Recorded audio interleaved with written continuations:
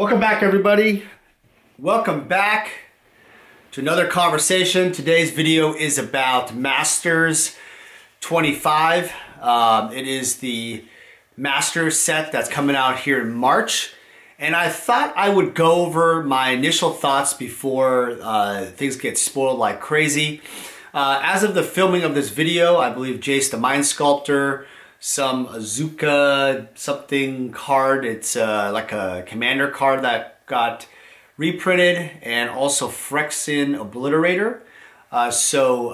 If you guys are watching this and there's more cards coming out, keep in mind my review and predictions on this is for that time frame. But nevertheless, my overall prediction of Masters 25, I'm going to tell you right guys off the bat, is I don't think it's going to be good. I just don't think it's going to be an exceptional set, in the sense that, don't get me wrong, Wizards is going to have to reprint the crap out of different cards. I would assume we have Rishadan Port. I would assume we have Wasteland again. I would assume we have Karakas. I would assume we have maybe even Mana Drain again. We would just have different types of cards of high impact, high value, and also obviously all the modern favorites. Shit, they might as well put Termagoyf. I mean, how could you call it Masters 25 encompassing 93 to today without having Termagoyf? So assume Termagoyf is going to be there. Assume the fetch lands will be in there. Assume all of these blasted cards we've seen over and over and over again are in there. I would also say any card that has not been reprinted in any of the Master sets yet that are fairly important for the game of History of Magic, consider them on the target list of one of the 249 cards that will potentially be reprinted in this Master set. Now, here's the reason why I'm saying that it's not going to be a good set isn't that the set itself won't have great cards. It's because it really doesn't have, it's kind of like a last hope type of thing. A lot of people feel that Masters 25 and Dominaria, the new planes, the new set coming out here after Masters 25, is kind of like the last hope. It better be damn good or shit's gonna hit the fan type of thing. And I already feel like, from what I'm seeing by reprinting Jace the Mind Sculptor, without even putting brand new effing artwork, I mean, for the love of God, how many times are we gonna see this same dude? I mean, how many times are we gonna see this?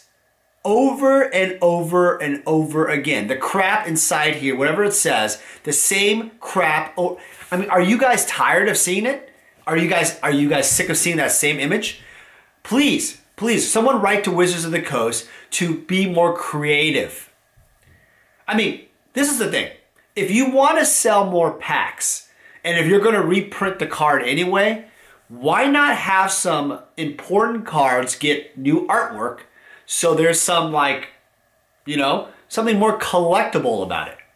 Instead, let's just be lazy and hit the fire presses and just print the same damn thing we've seen over and over again.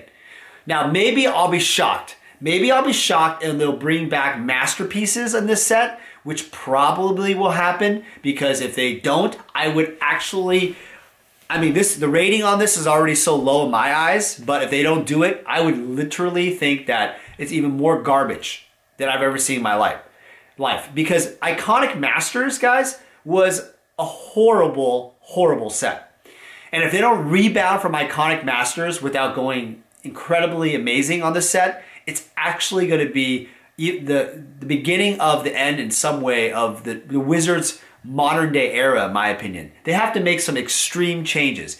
Just like the Cleveland Cavaliers they traded their entire squad except LeBron James. It's the same thing. You got to get rid of everybody. You should literally, the entire crew at Wizards needs to relook what they're doing. Now, let's assume that they get smart and they put masterpieces. And let's say they do something interesting where they might have an experience redemption where, hey, one of 5 people get to do a Skype conversation with Mark Rosewater or have lunch or be a magic R&D person for a week or something cool, right? Something that's collectible experience, something fun for buying the box. But I really don't think they're going to do it. I really think what this is going to be is another reprint USA, and they're just going to just print, and don't really care about anything but making some additional $9.99 MSRP, selling the boxes, and it's the same story we've heard every single time. How freaking boring is it? It's pretty boring. Coffee. It's pretty good. So here's the deal. I'm not trying to be Dr. Doom here and Dr. Gloom. I'm trying to be as honest with you guys as possible. And I wanted to believe that Masters 25 is going to be, in a prediction-wise, an incredible set. I do predict that the set has to have a lot of high-impact cards. I would expect everything you've seen and others. But what I'm disappointed in this set the most is that I don't know if it's really going to capture the history of Magic. History of Magic to me starts from Alpha, right? The early days of Magic. If you don't bring back like the older artwork reprinted, and if you don't, capture some of the mechanics of the older days, it really makes it, I don't know, it's not as cool. I feel like they're going to take cards that could be, older days that are draftable for today's format and go heavy on the modern era, which I feel is a disservice because honestly, that's not the purpose of the set. The purpose of the set is to offer a complete run of variety of different cards, different mechanics, different fun factors. I don't know. I feel like they're just going to go with, the same thing we already expected, like a Birds of Paradise, and then insert like all these other modern day cards like Termagoyf, Liliana, just put all these other cards we've seen over and over again. Arcbound Ravager, and they might as well just put that in there too, right? But that's my problem with it, is that I don't feel like it's capturing that rich history of the 25 years. How do you do that? That's the problem. I mean, I guess the main question is, would you actually capture 25 years of Magic the Gathering in literally a 249 card master set?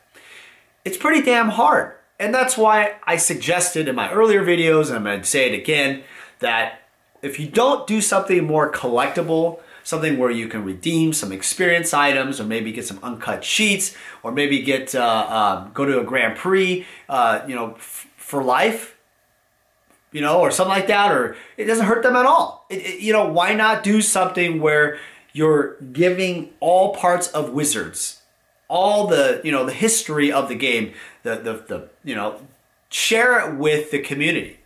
Why not do something great with the LGS stores and offer them the players incentives to go to the LGS store, not just Walmart, but the LGS store to go play and, bring their family and bring whatever, right? Bring their friends and play at the LGS store. I feel like it's going to be one of those things where it's going to be just a big disappointment. Now, if you're watching this video, you're probably wondering, well, Dan, the set's been released. It wasn't that big of a deal. I bought some boxes. I had some fun. I guess where I'm going with this is that with last year's decline, revealing of the decline of the number of Magic players by Mark Rosewater, whatever number you want to use, it may be in the 5 millions to millions. It doesn't matter what number it is. There's a decline of double digits of Magic. I feel like all of this is spiraling into the negative trend of what you call a lack of growth, lack of creativity, a lack of everything. And it's gone, you know, Magic's gone to this digital like thing where, you know, you have like Magic Arena, you have the new little app they're developing where it's like a Magic game. It's almost like a League of Legends type of thing where you're fighting and, you know, there's Liliana, you know, throwing some spells and a Johnny. And I mean, it's cool, I guess. It's cool, but they're just licensing their product to basically get additional revenues, thus to make the shareholders more happy. But I feel like the core business hasn't grown and it's not stabilized. That is my biggest concern. And that is why Masters 25 is so important for them to get it right. It is critical important. All right, so what do you guys think? Do you guys think that Masters 25 will be incredible? What are your predictions for it? It's going to come out here pretty soon, so I'm going to release this video, you know, hopefully before they spoil a ton more cards. But my prediction in my heart, I want the set to be incredible. But even if the set's incredible, I don't think it's really going to do what the impact of what they're expecting. Because their execution of it all tends to not be, and this is the past track record of Wizards. It tends to not focus on solving the issues that they've already, you know, the things that they've had problems with. It's about not incorporating the community other than just releasing a product, hey, it's for sale now. It's about making a celebration out of this in a different way. I don't know. I haven't seen it.